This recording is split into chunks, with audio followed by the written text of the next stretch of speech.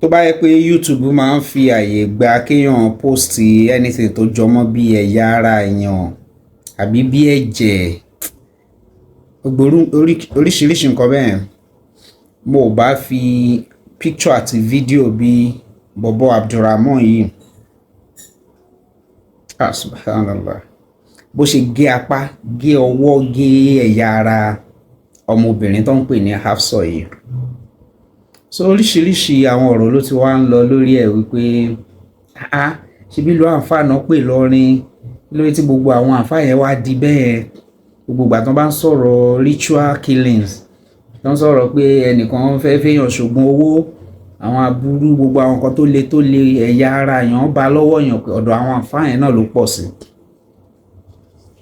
A lè sọ pé ní ẹ̀ parọ́ o, oríṣiríṣi comment náà la rí, but fact tí a ní láti mọ̀ ni wípé even àwọn kan gan wà tó ń tàgẹ̀ mọ́ Islam, àwọn Muslim yẹn náà ni, àwọn náà ni, kò sí gbogbo gbà báyìí.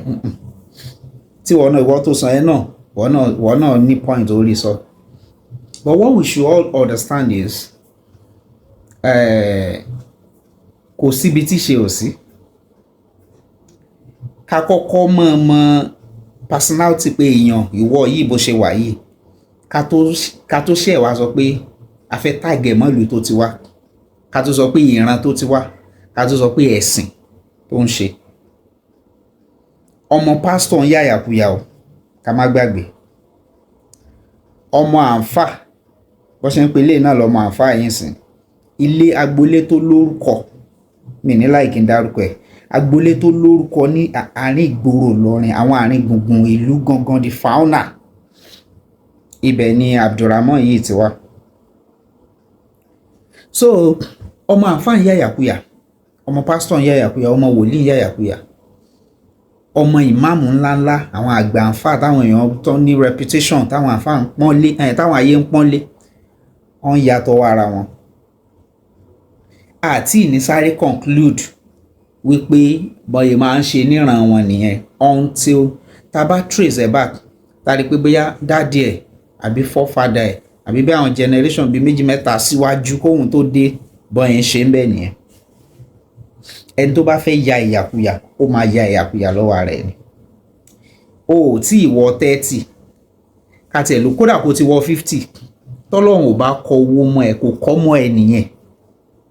That high letter fi risk kò sọ́gbọ́n kankan téèyàn máa ń dá sáré sìkì. Jẹ́ kí n ṣe báyìí, jẹ́ kí n Saheed Òṣùpá gan sọ́nù rẹ̀ pé ọgbọ́nà burúkú ilẹ̀ ọ̀la kí ni ká fi wé bílà àwọn ga jù lábà ká fi wé lálá. Lálá tó lóun fẹ́ lọ sọ́run, ilẹ̀ náà ló padà ń bọ̀. Kò sọ́gbọ́n tó fẹ́ dá. Dèdè àrísìkí ìpín tiẹ̀ tọ́lọ́run ti kọ mọ́ ẹ láyé pé ó máa ná wàá nà. Ó kù 9 minutes tó fẹ́ kú báyìí. Tó bá yẹ pé bọ́jẹ̀tì ẹ látọ̀dọ̀ Ọlọ́run pé 20 million lọ́lọ́run sọ pé gbogbo owó tó máa ná láyé àbí òun ní richness ẹ, ò ní ná less than that, then you are not going to spend more than that. Nǹkan tó ń fa ìkánjú yìí ò yé mi. Mi mọ bí èèyàn ọkàn èèyàn ṣe máa balẹ̀ tó sóò balẹ̀ dé level pé ẹ̀dá ẹgbẹ́ èèyàn bíi tiẹ̀, like bó ṣe ń mí òun náà mí èèyàn bíi tiẹ̀, kò dẹ̀ ń gbọ́bẹ̀lé lọ́rùn, òun kún apá, òun kún ẹsẹ̀, òun kún itan, òun kún ọwọ́. Mo ní àwọn èèyàn dáadáa lẹ́gbẹ̀ẹ́ tó jẹ́ pé ọ̀n lè dá adìyẹ pa. Adìyẹ tún kéré náà tó dọ́kọ̀ pé bóyá wọ́n fẹ́ pa ẹran, alẹ́ lómi ò lè dá ìkànnà rẹ̀ gé. Ìwà ìkà ọ̀dájú yìí ó pọ̀ gan o. Bó dẹ̀ ṣe lọ́la pé báwọn èèyàn ṣe wá ń sọ̀rọ̀ pé kíní kan ẹ̀dẹ̀wò tó bá yánsọ máa níyàn ń ṣẹlẹ́bọ, àwọn àfáà ni wọ́n, kíní kan ẹ wo Islamic cleric. Who is a cleric? That such person ò lè pè ní cleric. Tẹ bá mọ̀ túmọ̀ nǹkan tó ń pè ní scholar, nǹkan tó ń pè ní cleric, nǹkan tó ń pè ní aṣáájú.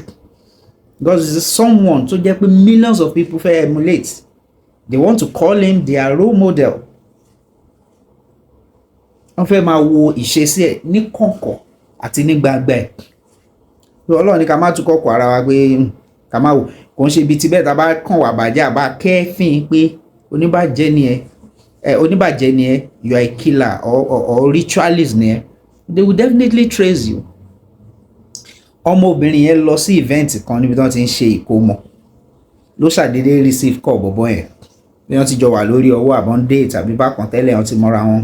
I think they met on Facebook gẹ́gẹ́ bí ìròyìn tá a gbọ́ àti bá ṣe kà. They met on Facebook. Bọ̀bọ̀ yẹn dẹ́ invite her. If she was even on food, she was eating. Ó wá drop oúnjẹ yẹn. That's another lesson, please. Anywhere tá a bá ń lọ, no matter the distance, bó ṣe close sí léṣi, we need to tell our people. We need to tell the person that is close to us. A ní láti jẹ́ káwọn èèyàn mọ̀ pé ibi báyìí ni mò ń lọ, ọ̀dọ̀ lágbájá báyìí ni mò ń lọ. And there's no point kó wáyàn lọ lẹ́ni tó tí mọ̀ dáadáa, tó mọ̀ ṣe sí ẹ̀, tó mọ̀ ẹbí ẹ̀, tó mọ̀ bọ́n ṣe lè kí lórí kí ẹ̀ báwọn náà ṣe fẹ́ trace ẹ̀, ó kàn wá lọlé. Gbélé náà yẹ kó ti jẹ́kọ̀ọ́. Recently oríṣiríṣi bẹ́ẹ̀ là ń gbọ́. Wọ́n máa ní boyfriend pa ìkànnì yẹn lára àwọn tó ń kọ gospel Tìmílẹ́yìn àbí kí náà pè bọ́bọ́ yẹn of recent tó pa girlfriend ẹ̀ l'Abuja. Ẹjọ́ yẹn sì wà lọ́wọ́lọ́wọ́ tó ń bá fà lọ́wọ́lọ́wọ́ báyìí tó wà ní àhámọ́.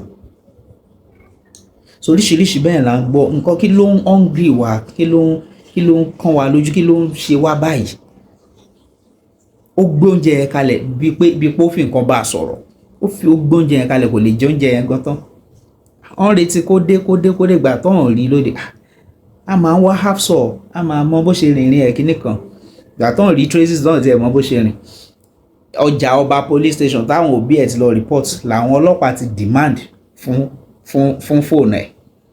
Wọ́n wá trace pé okay phone number ẹ̀. Wọ́n wá trace pé okay lágbájá báyìí ló bá sọ̀rọ̀ last. Then trace ẹ̀ sí Alfa garage.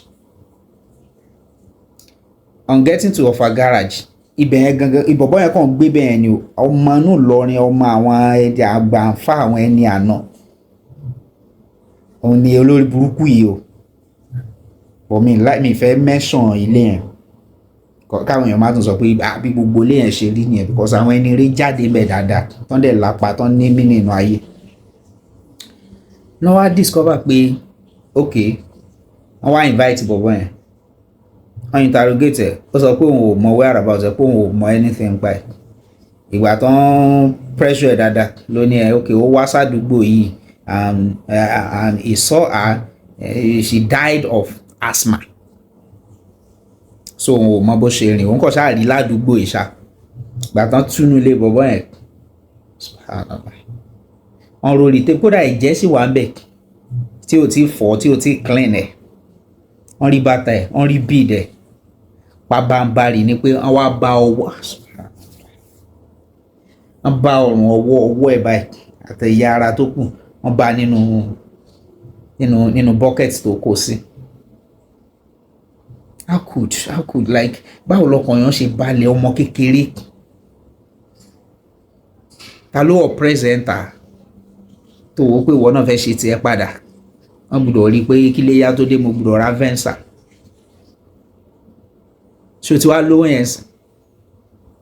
Èmi ò mọ ibi tá à ń lọ tá à rọ́kọ̀.